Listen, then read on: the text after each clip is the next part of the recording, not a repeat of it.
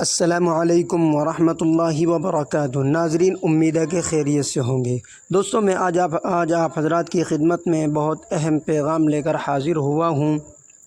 پیغام سننے سے پہلے میری اس ویڈیو کو لائک کر دیجئے گا اور چینل کو سبسکرائب کر لیجئے گا، اور اس ویڈیو کو آخر تک ضرور دیکھیے گا۔ پیغام یہ ہے: مولانا سعد صاحب حضور صلی اللہ علیہ وسلم کا نام لے کر جھوٹی حدیثیں بیان کرتے ہیں، آپ بھی سن لیں۔ تبلیغی حضرات اس ویڈیو کو لازمی دیکھیں، یقین ہو جائے گا، اور اس ویڈیو کو آخر تک لازمی دیکھیے گا۔ میں آپ حضرات کی خدمت میں ایک مختصر سا کلپ پیش کروں گا، آپ حضرات اسے مکمل سماعت فرمانے کی کوشش کریں۔ اس میں 9 حدیثیں ہیں جنہیں تبلیغی جماعت والے حضور صلی اللہ علیہ وسلم کے نام لے کر منسوب کرتے ہیں کہ حضور صلی اللہ علیہ وسلم کی حدیثیں ہیں، جبکہ میں 9 کی 9 بات جھوٹ ہے، بالکل من گھڑت بات ہے۔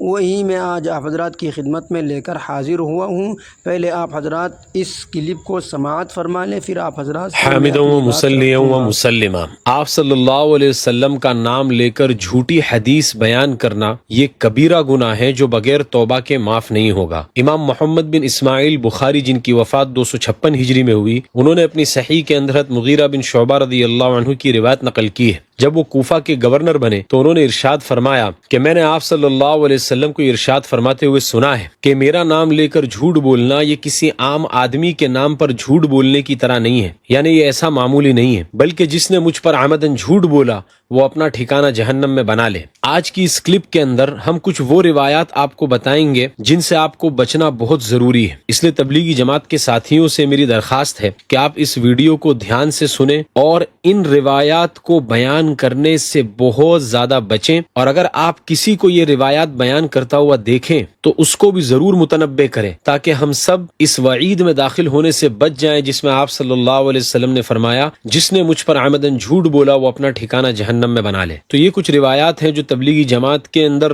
مشہور ہے اور لوگ اس کو بیان کرتے رہتے ہیں۔ نمبر 1، آپ صلی اللہ علیہ وسلم کے اوپر جب پہلی مرتبہ وحی آئی تو آپ صلی اللہ علیہ وسلم گھر پر تشریف لائے تو حضرت خدیجہ رضی اللہ تعالی عنہا نے آپ صلی اللہ علیہ وسلم کا بستر بچھایا تو آپ صلی اللہ علیہ وسلم نے فرمایا مضى ایام النوم، کہ اے خدیجہ میرا بستر لپیٹ دو، سونے کے دن گزر گئے۔ یہ روایت بالکل بھی ثابت نہیں ہے، اس لیے اس کو بیان نہ کریں۔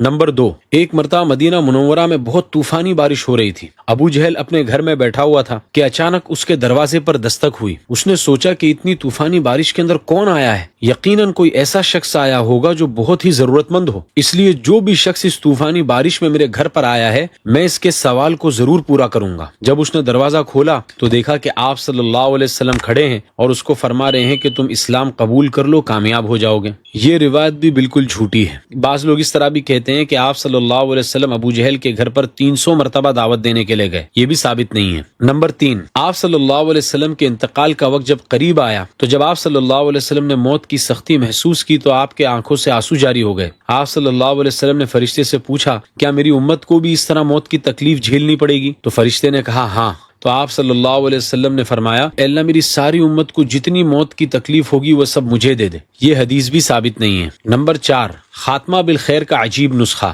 کہ جو شخص فجر کی 2 سنتیں اپنے گھر میں پڑھے گا تو اس کو اللہ تعالیٰ 3 انعامات دیں گے۔ نمبر 1، اس کے رزق کے اندر وسعت ہو جائے گی، خوب مال ملے گا۔ نمبر 2، گھریلو جھگڑے ختم ہو جائیں گے، اور نمبر 3، اس کا خاتمہ ایمان پر ہوگا۔ یہ روایت بھی کسی بھی حدیث کی کتاب میں موجود نہیں ہے، اس لیے اس کو بھی بیان کرنا جائز نہیں ہے۔ نمبر 5، قیامت کے دن اللہ تعالیٰ اعلان کریں گے کہ اے محمد جنت میں داخل ہو جاؤ، تو جس کا بھی نام محمد ہوگا وہ لوگ جنت کی طرف دوڑیں گے، تو فرشتے ان کو روکیں گے کہ یہ اعلان تمہارے لیے نہیں ہے بلکہ یہ تو آپ صلی اللہ علیہ وسلم کے لیے اعلان تھا۔ تو اللہ تعالیٰ فرمائیں گے کہ اے فرشتوں جس کا نام محمد ہے سب کو جنت میں جانے دو۔ یہ حدیث بیان کرنے کے بعد تبلیغی جماعت والے یہ کہتے ہیں کہ دیکھو جس کے نام کے اندر اتنی برکت ہے تو اس کا جو کام ہے یعنی تبلیغی جماعت کا کام اس میں کتنی برکت ہوگی۔ یہ روایت بھی من گھڑت ہے، جھوٹی ہے، اس کو بیان کرنا جائز نہیں ہے۔ پھر ایک روایت تبلیغ والے یہ بیان کرتے ہیں کہ ایک مرتبہ آپ صلی اللہ علیہ وسلم نے حضرت عائشہ رضی اللہ عنہا سے پوچھا کہ بتاؤ عائشہ مدینے میں گھر کس کا اچھا ہے؟ حضرت عائشہ رضی اللہ عنہا نے جواب دیا کہ اللہ کے رسول مدینے میں سب سے اچھا گھر تو میرا ہے کیونکہ میرے گھر میں آپ موجود ہیں۔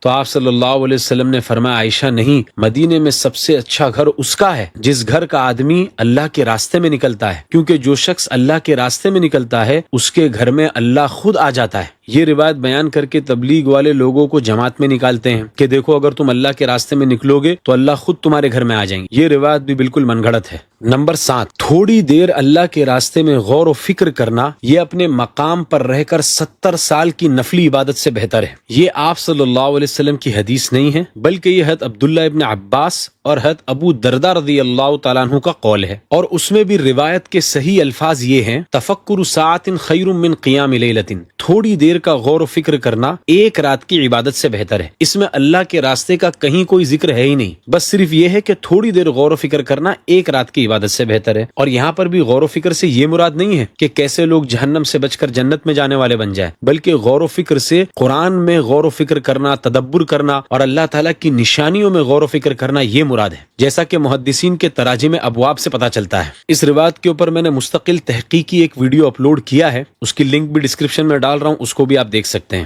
پھر ایک روایت یہ بھی بیان کی جاتی ہے کہ جو شخص مسجد میں باتیں کرے گا تو اس کی نیکیاں ایسے ختم ہو جائے گی جیسے آگ لکڑی کو کھا جاتی ہے۔ یہ روایت بھی من گھڑت ہے۔ پھر ایک روایت یہ بیان کی جاتی ہے کہ اذان کے دوران جو بات کرے گا اس کو موت کے وقت کلمہ نصیب نہیں ہوگا۔ یہ روایت بھی غلط ہے، اس کو بیان کرنا جائز نہیں ہے۔ پھر ابھی 15 اگست آ رہا ہے، اب 15 اگست آتے ہی لوگ یہ روایت پھیلانا شروع کریں گے: وطن سے محبت کرنا ایمان کا حصہ ہے۔ یہ روایت بھی بالکل ثابت نہیں ہے اور بالکل غلط روایت ہے۔ دیکھیے، وطن سے محبت کرنے سے اسلام منع نہیں کرتا، آپ وطن سے محبت کیجئے، لیکن اس کا وطن سے محبت کرنے کا یہ مطلب نہیں ہے کہ آپ جھوٹی حدیث آپ صلی اللہ علیہ وسلم کے نام پر منسوب کر کے پھیلانے لگیں۔ ایک روایت یہ ہے کہ جنت کے اندر لوگ علماء کو تلاش کریں گے تاکہ ان کے ذریعے سے مزید اللہ تعالیٰ کے انعامات پا سکیں۔ اس روایت کو امام دیلمی نے مسند الفردوس میں نقل کیا ہے، لیکن اس روایت کی سند میں مجاشع بن عمرو نامی راوی ہے جو کہ کذاب یعنی جھوٹا ہے، اس لیے اس روایت کو بھی بیان کرنا بالکل بھی جائز نہیں ہے۔ پھر ایک روایت یہ پھیلائی جاتی ہے کہ جو شخص فجر کی نماز چھوڑ دے گا اس کے چہرے پر سے نور ختم ہو جائے گا، جو ظہر کی نماز چھوڑے گا اس کی رزق کی برکت ختم کر دی جائے گی، جو عصر کی نماز چھوڑے گا اس کی صحت ختم ہو جائے گی، جو مغرب کی نماز چھوڑے گا اس کی اولاد سے اس کو کوئی فائدہ نہیں ہوگا، اور جو عشاء کی نماز قضا کر دے گا اس کی نیند میں سے راحت ختم کر دی جائے گی۔ یہ روایت بھی بالکل من گھڑت ہے، بیان کرنا جائز نہیں ہے۔ ایک روایت تبلیغ والے یہ بیان کرتے ہیں: ما خاب من استخار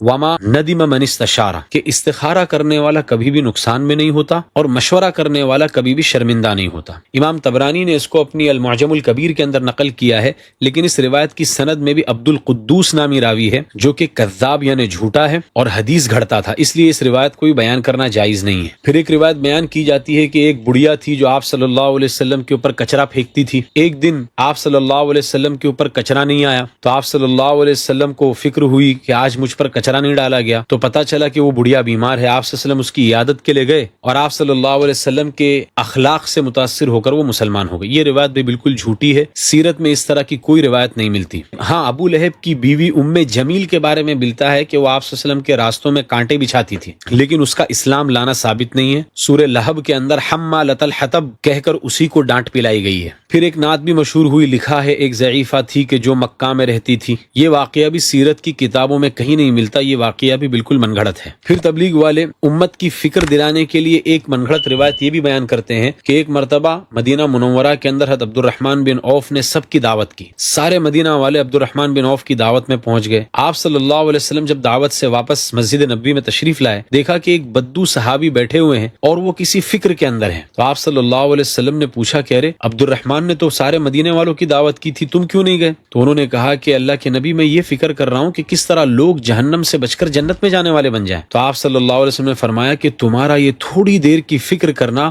عبد الرحمن کی 1000 دن کی دعوت سے بہتر ہے۔ یہ روایت بھی بالکل من گھڑت ہے، جھوٹی ہے، اس طرح کا کوئی واقعہ سیرت کی کسی کتاب میں نہیں ملتا۔ پھر ایک روایت تبلیغ والے یہ بیان کرتے ہیں کہ ایک مرتبہ جبریل علیہ السلام آپ صلی اللہ علیہ وسلم کے پاس تشریف لائے اور کہا کہ اللہ کے نبی بتائیے اللہ کو آپ زیادہ محبوب ہیں یا میں؟ آپ صلی اللہ علیہ وسلم نے فرمایا میں زیادہ محبوب ہوں کیونکہ تمہیں میرے پاس بھیجا جاتا ہے۔ پھر انہوں نے سوال کیا کہ بتائیے اللہ کو آپ زیادہ محبوب ہے یا اللہ کا قرآن؟ تو آپ صلی اللہ علیہ وسلم نے فرمایا کہ میں زیادہ محبوب ہوں کیونکہ قرآن کو مجھ پر اتارا گیا ہے۔ پھر جبریل علیہ السلام نے پوچھا کہ بتائیے اللہ کو آپ زیادہ محبوب ہے یا اللہ کا دین؟ تو آپ صلی اللہ علیہ وسلم نے فرمایا کہ یقیناً اللہ کا دین زیادہ محبوب ہے، کیونکہ اللہ کے دین کی خاطر مجھے بھی تکلیفوں میں ڈالنا گوارا کیا، لیکن اللہ کا دین مٹ جائے یہ گوارا نہیں کیا۔ یہ روایت بھی بالکل من گھڑت اور جھوٹی ہے اور اس کو بیان کرنا جائز نہیں ہے۔ تو یہ کچھ روایتیں ہیں جو قابل اعتبار نہیں ہیں، اور ان کو آپ صلی اللہ علیہ وسلم کا نام لے کر بیان کرنا بالکل بھی جائز نہیں ہے۔ یہ میں بات آپ تک اس لیے پہنچا رہا ہوں تاکہ ہمارے تبلیغی بھائی بھی اس وعید میں داخل ہونے سے بچ جائیں جس میں آپ صلی اللہ علیہ وسلم نے فرمایا کہ جس نے مجھ پر عمدن جھوٹ بولا وہ اپنا ٹھکانہ جہنم میں بنا لے۔ ذالک ذکریٰ للذاکرین، یہ نصیحت ہے نصیحت ماننے والوں کے لیے۔ ھذا وصلی اللہ علیہ وسلم۔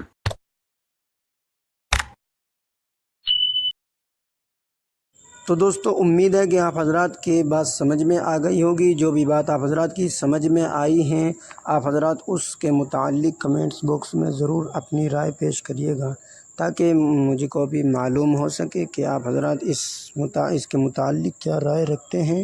آپ حضرات اپنا کمنٹس باکس میں ضرور، اور اس ویڈیو کو زیادہ سے زیادہ شیئر کریے گا، اس ویڈیو کو لائک کر دیجیے گا تاکہ آپ کے پاس اس طرح کی ویڈیو اپلوڈ ہوتے ہی ملتی رہے۔ چلیے دوستو، میں آپ حضرات کو ایک مختصر سی بات بتا دوں کہ مولانا صاحب حضور صلی اللہ علیہ وسلم کا نام لے کر جھوٹی حدیث کیوں گھڑتے ہیں، کیوں تبلیغی جماعت والے من گھڑت حدیث کیوں بیان کرتے ہیں، کیا وجہ ہے؟